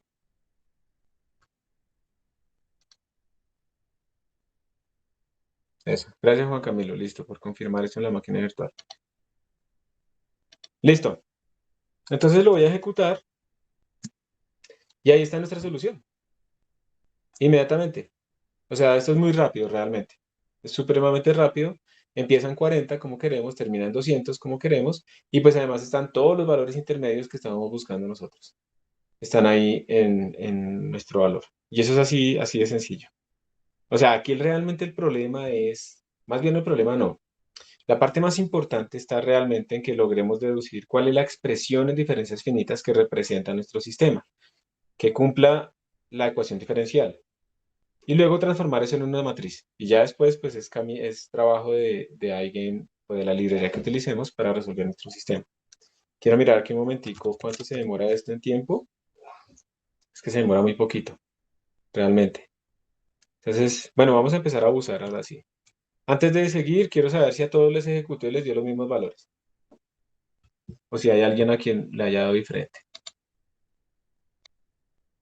Listo, parece que no. Entonces hagamos un par de cambios acá. Si quiere, pongámosle una división más fuerte. Aumentemos esto a que sean muchísimos más datos. Entonces 0.001. Hacer nuestra división. Voy a volver a compilar. Quiero mostrarles algo antes de que terminemos. Profe, ¿puedo aumentar un poquito la letra? ¿Aumentar qué? El tamaño. O sea, un poquitico. Sí, ¿Ahí está mejor? sí, ya está bien. Listo. Profe, una pregunta.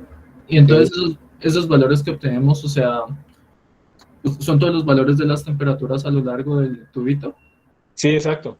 Y Aquí por- solamente estamos imprimiendo la temperatura, no estamos imprimiendo X y temperatura, pero también podemos imprimir X y temperatura. claro, Simplemente lo... le iba a Señor. decir eso, podríamos hacer una gráfica para ver cómo evoluciona la temperatura, ¿no? No, no evoluciona, ¿no? Estas ya son las soluciones finales. Pero sí, No, o podemos sea, hacerlo gráfico. cómo evoluciona, o sea, no en el tiempo, sino local, o sea, en el espacio. Sí, listo. Sí lo podemos hacer. Miren, le puse muchos más puntos. Ahora es mucho más lo que tenemos, pero de todas maneras es muy rápido. O sea, no he logrado sobrecargar mi sistema lo necesario. Entonces sí, voy a hacer eso que tú dices. Entonces no voy a imprimir simplemente los valores de temperatura, sino que voy a hacer un for, ¿listo? Entonces, for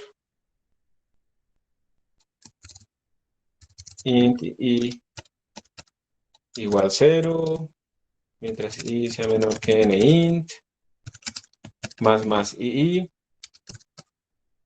Entonces, en este caso, tenemos que definir como una coordenada en x va a ser igual a 0, porque arrancamos en 0, si recuerdo bien, más i por h, que es nuestro delta x. Esta es nuestra coordenada en x, ¿sí o no? Y entonces, ahora lo que vamos a imprimir es std cout, y sería imprimir el x.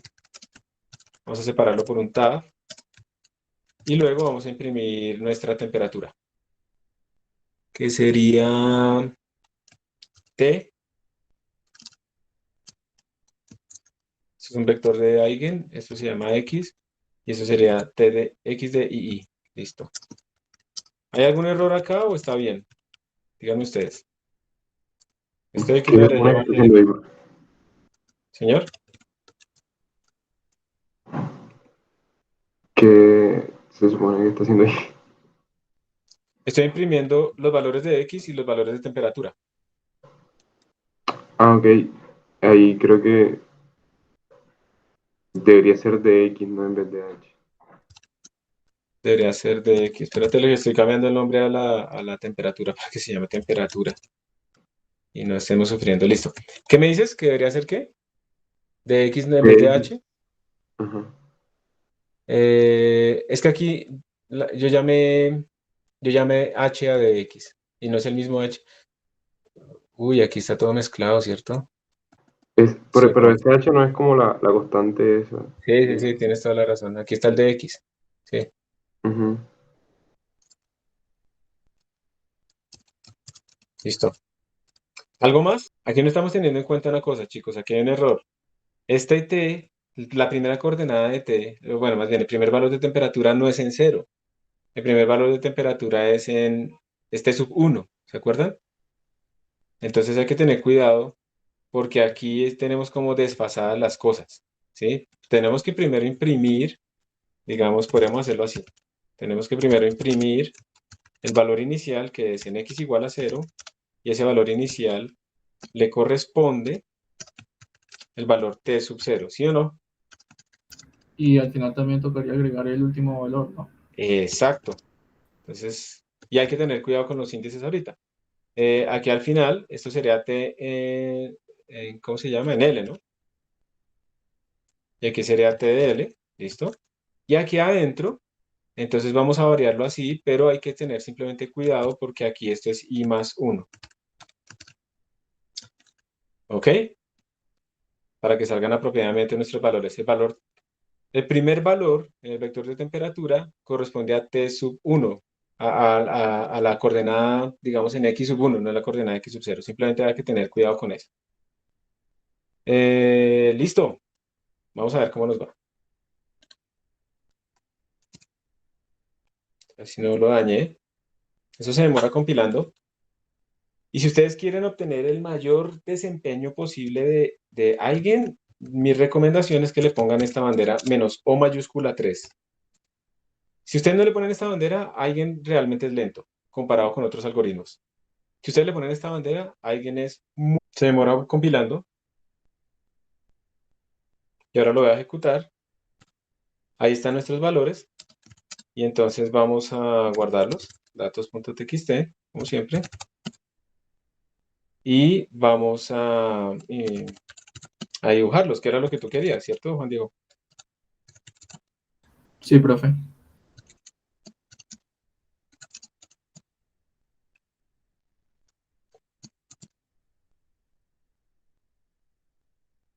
Y ahí está. Esa será la temperatura a lo largo de nuestra... Voy a tratar de ver si me funciona aquí cambiarle la fuente a Genoplot. Sí, ahora quedó demasiado grande. Para que ustedes puedan ver los valores. Listo. Entonces ahí está. X está entre 0 y 10 y nuestra temperatura está entre 40 a 200. Y estas son los valores exactos de la solución, salvo errores numéricos, de truncamiento y demás. Y ya. Y pues obviamente yo todavía no he cambiado el número de datos, entonces vamos a ponerle acá, ese es en el número de intervalos, lo que yo voy a hacer. Entonces le voy a poner 400 si tú la quieres ver mucho más fina.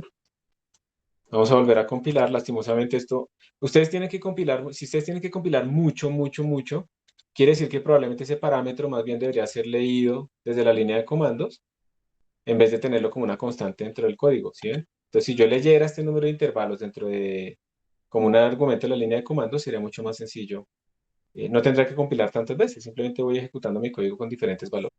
Y ahora si le puse muchos más, se va a demorar más, obviamente. Ah, vamos a borrar los datos. Pero no es demasiado más, miren, o sea, estamos hablando de una matriz de 400 por 400 y se demoró 0.03 segundos, ¿sí? Entonces, está bien. Y aquí están nuestros datos, que ahora pues obviamente es una línea muchísimo más continua, ¿no? ¿Listo? Yo quiero como mostrarles incluso, vamos a pasar a una matriz de 4000 por 4000.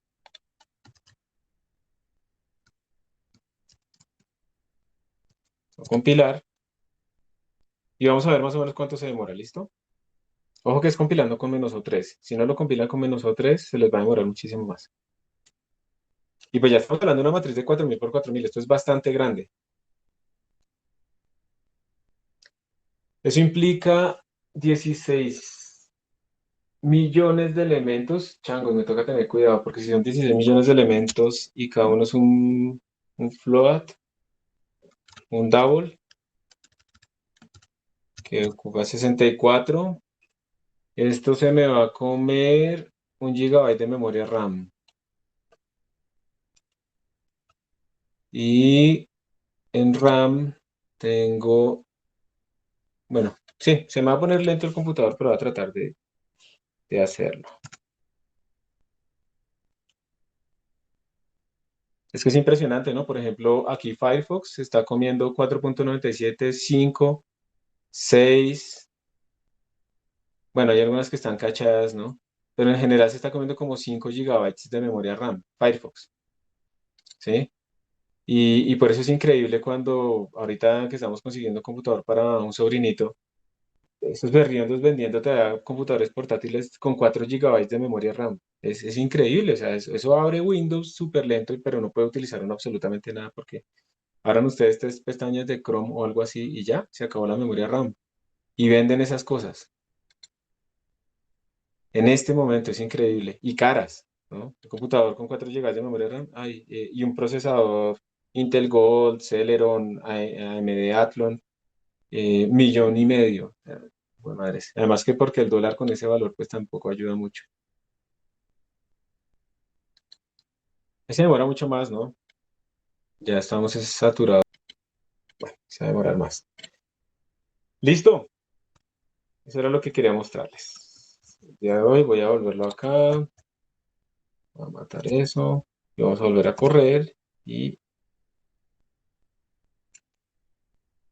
si compiló, no compiló. Y listo. Bueno, entonces hagamos un resumen de lo que vimos el día de hoy. Realmente no fue tanta cosa. Esperen, miro antes de quitar esto, a ver si hay alguna pregunta. ¿Alguien acá? Eh, listo, profe, para revisar por favor el acceso a la sala por X2Go. Eso ya lo revisamos la clase pasada y simplemente la cosa era cambiar de computador. ¿Listo? Ha habido más actualizaciones que hemos hecho ayer, por ejemplo, pero yo ya revisé que podía entrar a otros computadores. En este momento, Juan Camilo, ¿tienes algún problema para entrar? ¿Y has probado con otro? Listo, inténtalo y me cuentas. Bueno, entonces era lo que les quería mostrar. Ya les voy a dejar de compartir pantalla aquí y vamos a hacer rápidamente Entonces, ahora sí, miren, o sea, hoy realmente hicimos una diapositiva, ¿sí ven? Entonces teníamos el mismo problema, la misma ecuación de temperatura que queríamos resolver en una dimensión con condiciones de frontera y lo único que hicimos fue reescribir la derivada en términos de diferencias finitas, o sea, de la discretización en el espacio. Y entonces eso nos generó una ecuación que realmente representaba un problema matricial. Lo que hicimos después fue convertir verificar precisamente cuál era la forma de esa matriz, la escribimos entre todos, dedujimos cómo era la forma de escribir esa matriz que nos salió la matriz tridiagonal, que es dispersa si el número de elementos es muy grande. Y al final entonces escribimos un código que nos permitía a nosotros resolver ese sistema matricial y eso nos da la temperatura en cada uno de los puntos que escogimos nosotros en la discretización. ¿Listo? Eso fue lo que hicimos el día de hoy.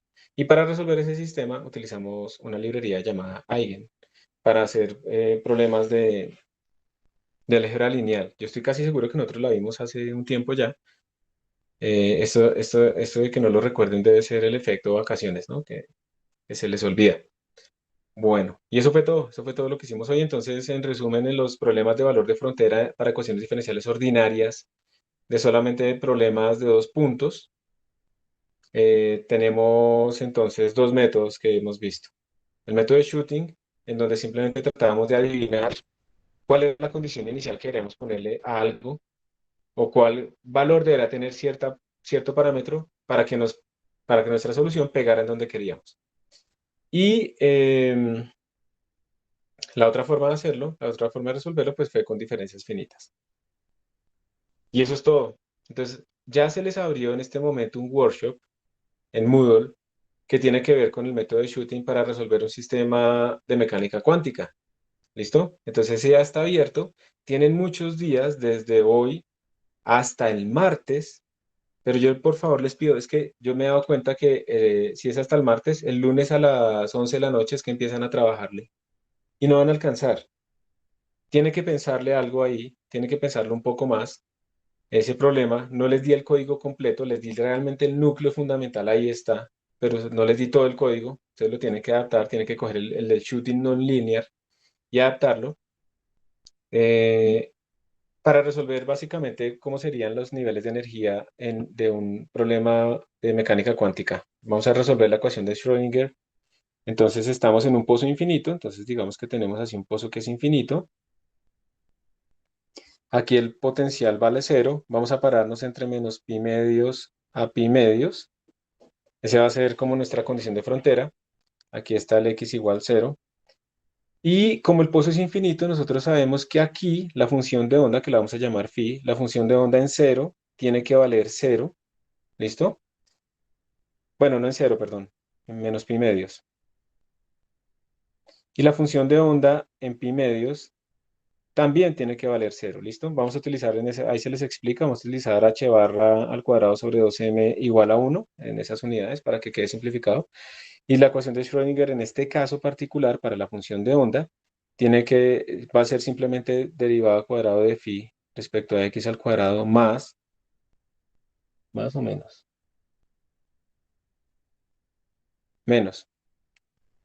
menos e por phi igual a cero. ¿Listo? ¿O es más? No, mentiras, es más. Aquí es más. Eh, obviamente esto es como un oscilador armónico, no va a tener cosenos o senos. ¿Listo? Entonces, uno podría decir, listo, ese es el método de shooting normal. ¿Sí o no? Es el método de shooting normal. Yo simplemente tengo que mirar si, ¿cuál sería? Mi pregunta es, ¿cuál sería el valor en menos pi medios? ¿Listo? Esa es la pregunta. Pero no, esto no es. Este no es el problema en este caso, porque nosotros no sabemos cuánto vale E. Como este es un método de mecánica cuántica, aquí están cuantizadas las E's y no sabemos cuál es el E que le debemos poner, entonces esa E no es constante. Realmente la incógnita en este problema es la E. O sea, este método aquí nos va a servir para nosotros es calcular cuánto valen esas energías. ¿Listo? Esas energías propias. Entonces aquí la incógnita no es esa. ¿Y cómo hacemos entonces? Porque yo de todas maneras no sé cuánto es esta derivada. Resulta que cuando uno hace pues, el estudio teórico de este problema, uno obtiene que esas soluciones son como, por ejemplo, cosenos o son, por ejemplo, senos, ¿sí? Cosas de ese estilo. Y entonces resulta que si yo me concentro más bien aquí en la mitad, porque son funciones que son pares o impares, entonces yo tengo una simetría ahí que puedo utilizar. Yo lo que sé es que phi, por ejemplo, en cero, si estamos hablando de un coseno, vamos a poner el valor de 1. Y miren que ya me pasé, ya no estoy tomando como valor inicial acá, sino el cero. Y yo sé que la derivada en cero tiene que ser igual a cero, cuando estamos hablando de la solución con cosenos. Y cuando estamos hablando de la solución con senos, pues lo tenemos es lo contrario. Phi en cero vale cero y phi derivada en cero, pues vale 1. ¿Sí? Son completamente alternadas. Entonces, el problema realmente que ustedes van a resolver va a ser, la región verdadera va a ser entre cero a pi medios. ¿Listo? En esa región ustedes ya conocen cuáles serían tanto la condición inicial de la variable como la derivada de la variable, entonces ya conocen esas dos. Y su incógnita, como pueden ver claramente en este método, su incógnita es realmente cuánto es la energía. Entonces, en el método no lineal que nosotros hicimos, no sé si ustedes recuerdan, nosotros teníamos como un x sub 0 o un z sub 0 donde arrancábamos como a hacer la iteración del método de la raíz.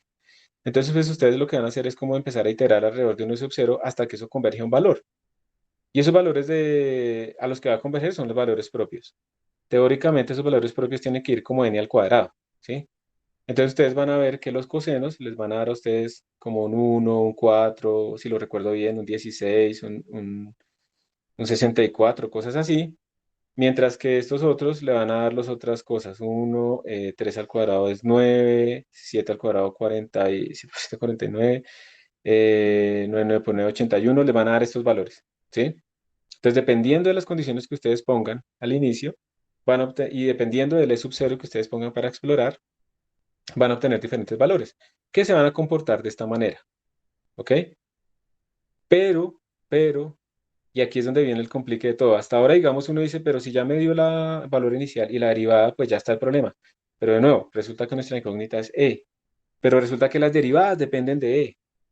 Entonces, si ustedes recuerdan la función de derivadas, esa función de derivadas tiene una interfaz muy específica para utilizarla con O de int. Y esa función de derivadas pues, nos dice a nosotros cuánto es la derivada de la primera variable, de y de 0, de t, y cuánto es la derivada de la segunda variable, de y de 1, de t. Pero resulta que ahora tenemos que meter aquí un parámetro e, ¿sí? Que aparece aquí en la ecuación. Resulta que tenemos que tener ese parámetro e aquí. Y ese parámetro e cambia, porque no lo conocemos precisamente. Pero nosotros no podemos introducirlo esto acá como un argumento porque estaremos cambiando la interfaz de la función y entonces ODEIN no lo resolvería. ¿Cuál es el truco cuando yo necesito convertir a una función que tiene muchos argumentos en una función que tiene pocos argumentos? El truco es utilizar funciones lambda, ¿cierto? ¿Se acuerda que le hemos utilizado las funciones lambda? O también algo que se llama un functor. Un functor básicamente es como una estructura o una clase donde ustedes sobrecargan el operator paréntesis. Y entonces es una función generalizada, donde además pueden tener parámetros. Y entonces ahí es donde viene nuestro parámetro e. Entonces esta función de derivadas ahora va a ser un functor o una función lambda, lo que ustedes decidan. El ejemplo que yo les puse para que lo aprendan es con functores. Yo se los puse ahí explícitamente cómo se utilizaría. Y ese será como el secreto de todo. Ese functor o esa función lambda van a tener un parámetro extra que es esa energía. Y entonces cuando yo calcule las derivadas, este parámetro B puede ir cambiando y entonces las derivadas van a ir cambiando y al final pues se va a resolver todo el problema. Entonces, como les digo, yo les puse a ustedes en el Moodle ahí, en el enunciado, les puse, básicamente es nuestro mismo código de shooting nonlinear. Nosotros tenemos la función main, hay que hacer unas adaptaciones y aquí estaba como la parte importante donde nosotros definíamos la derivada, definíamos lo de la raíz. Entonces yo les puse esa parte, ese núcleo, donde estaría metido el functor y cómo se podría utilizar. Ustedes, si quieren, lo implementan de otra manera. No les quise poner el código desde cero porque prefiero que ustedes trabajen también estas cosas pensándolo cómo lo implementarían, pero les puse lo más importante ahí. Obviamente lo pueden trabajar en grupo y no sé qué, pues el envío obviamente tiene que ser individual. Como les digo, se cierra el martes sus envíos y ese martes se abre para que hagan ustedes las revisiones de lo que enviaron sus compañeros. Entonces, quería tomar estos últimos minutos para explicarles un poco más. Esto mismo está explicado en el material y pues nada, adelante. Entonces, con esto terminamos la clase y muchísimas gracias entonces por su atención. Profe, Señor, em, yo tenía una pregunta y era, como tal, nosotros en la clase pasada usamos esto de boost numérico de int, ¿cierto? sí, Eso, como tal, ¿qué hacía? O sea, resolvía una ecuación diferencial. No sé. sí, eso resuelve una ecuación diferencial de valores iniciales. Entonces, él, sí, la va resolviendo. Va pasando por cada iteración y va resolviendo el sistema. Por eso es que tú a ese sistema le mandas cómo son las derivadas, le manda el vector de estado, en dónde empieza el tiempo, la discretización, dónde termina y cuál es el tamaño de la discretización y de pronto una función para imprimir los datos a pantalla.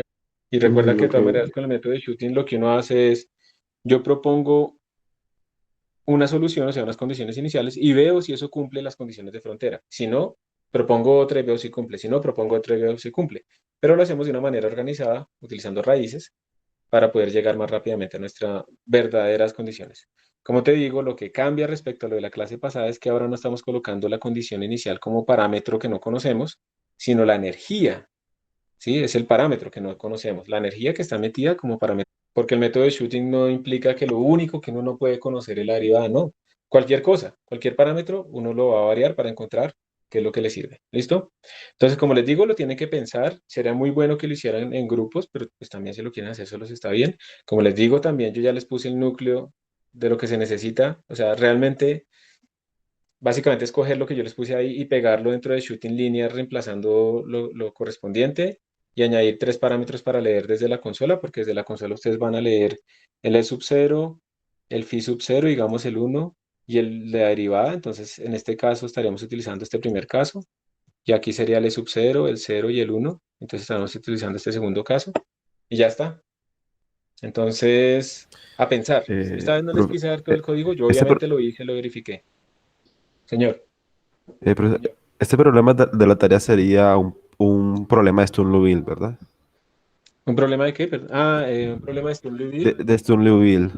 Eh, sí, creo que sí. Mira, yo te confieso, yo vi ese análisis funcional hace como, no sé, 12 años, una cosa así, ¿listo? Eh, Y entonces se me hace, sí, o sea, a mí se me hace que es completamente ese problema, se me hace completamente familiar. Es un problema básicamente en donde estás buscando esos valores propios que te permiten resolver una ecuación diferencial que tiene una forma específica, ¿cierto? Entonces sí, pero no te puedo responder con 100% porque de pronto la memoria me falla, pero estoy casi completamente seguro de que sí. Aquí realmente estamos resolviendo un problema de Sturm-Liouville. Ujú. Y una cosa sobre, me parece curioso que el problema que, la forma de resolver las ecuaciones que vimos hoy, comparado con las que habíamos visto antes, en las que pues empezamos como desde los valores iniciales y se va estimando el siguiente valor que toma la función un paso más adelante. Ujú. En aquellos tipos de formas de solución, como que si ocurrían errores en los primeros pasos, se iba acumulando ese error. Y en este tipo, como que se resuelven todos los puntos a la vez como un solo sistema. No se va haciendo por pasos hacia adelante, sino que se resuelven muchos puntos al mismo tiempo. Entonces, pues, ¿da menos errores este modelo o no se nota la Sí, diferencia? en principio, digamos que depende. En principio, este modelo, como tú dices, te da todos los datos en puntos exactos que tú definiste.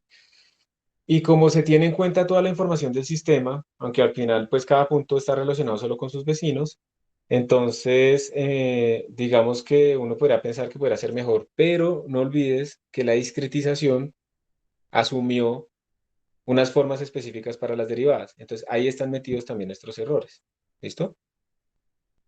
Entonces, no necesariamente tiene que ser más exacto, no necesariamente, porque va a depender también de la forma en la que se implementó precisamente la discretización de las derivadas.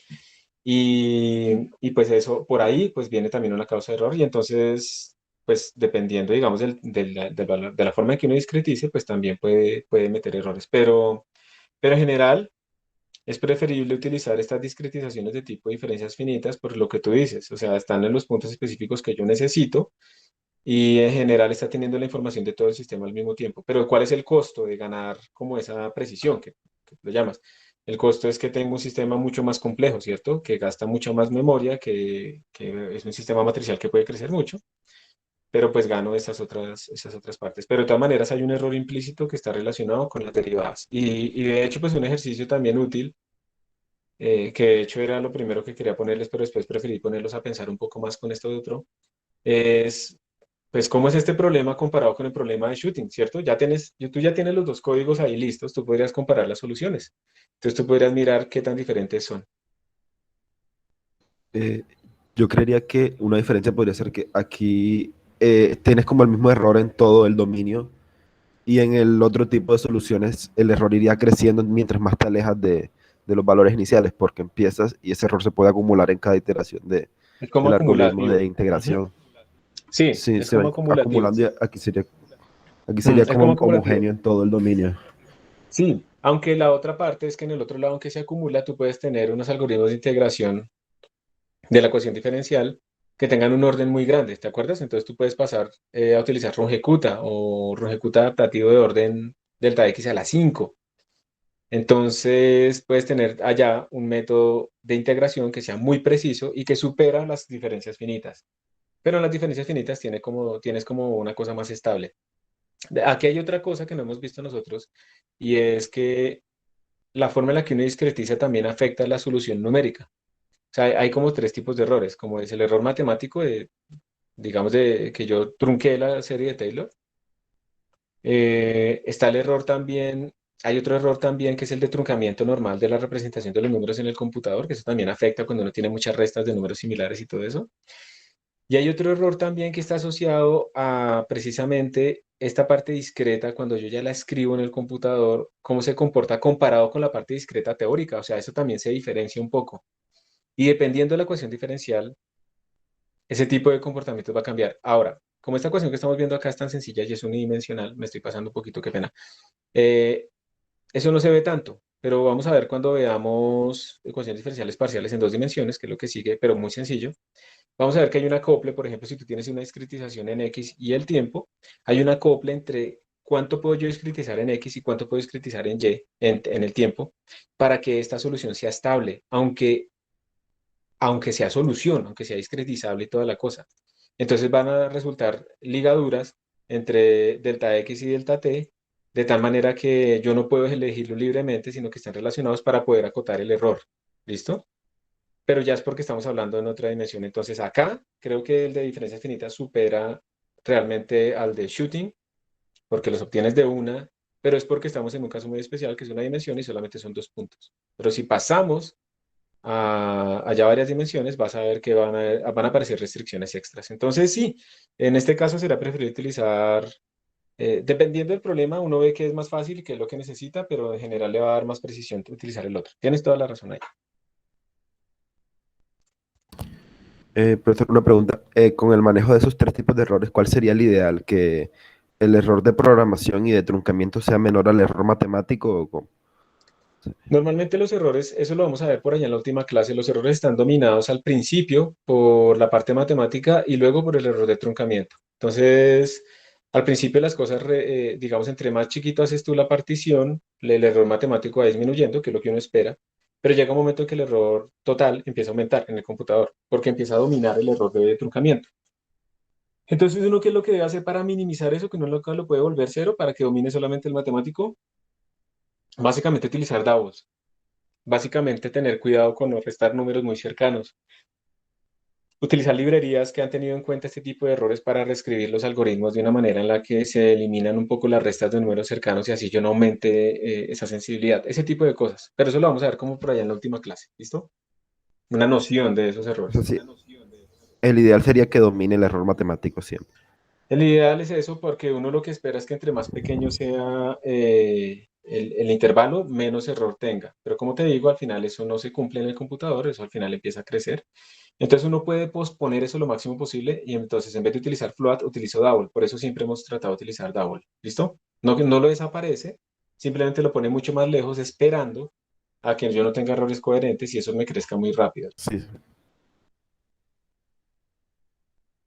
Y también en estas soluciones numéricas de métodos algebraicos también se tiene que tener en cuenta eso. Uno no puede simplemente implementarla, o sea, yo hago como una definición matemática de mi método numérico, yo no puedo simplemente implementarla así directamente en el computador necesariamente. Yo tengo que pensar qué posibles consecuencias puede haber. Puede ser que haya un overflow, por ejemplo, si yo voy a calcular, es que hay cosas tan sencillas como esto, voy a calcular la hipotenusa de un número muy grande. Simplemente esto, esta hipotenusa ya puede tener un overflow. Si X es muy grande y Y es muy grande, puede ser que su cuadrado sea tan grande que haya un overflow y entonces en ese caso mi Z ya va a tener un error, hizo un overflow. Entonces yo lo que puedo ver es que, por ejemplo, si X es más grande, es el número más grande de esto, yo lo factorizo, entonces yo más bien esto lo escribo como 1 sobre Y sobre X todo al cuadrado igual a Z y aunque es básicamente lo mismo, ¿cierto? Es un valor absoluto, aunque es básicamente lo mismo, mira que aquí yo ya eliminé completamente el overflow. Si X era el más grande. Entonces, estos son el tipo de cosas que uno tiene que tener en la implementación numérica en cuenta, que matemáticamente pues no pues, no importarían, ¿sí? Como otras más, cuando uno suma una serie en una forma y la suma en otra, matemáticamente lo mismo, pero en el computador da diferente, cosas así. Y por eso, digamos, uno de esos errores siempre están, pero uno tiene que minimizarlos y por eso, digamos, la costumbre es siempre utilizar double. Bueno, listo chicos. Entonces, gracias por su atención. Juan Camilo me va a enviar después un correo con el problema listo. Entonces estamos hablando. Bueno, que estén muy bien, Profe, señor. profe, no respondí el trabajo final. ¿Para qué? Perdón. ¿Para cuándo es el La trabajo última final? semana de clases. Estamos en la 12. Son 16. En esa última semana de clase ustedes envían los códigos y hacen la sustentación.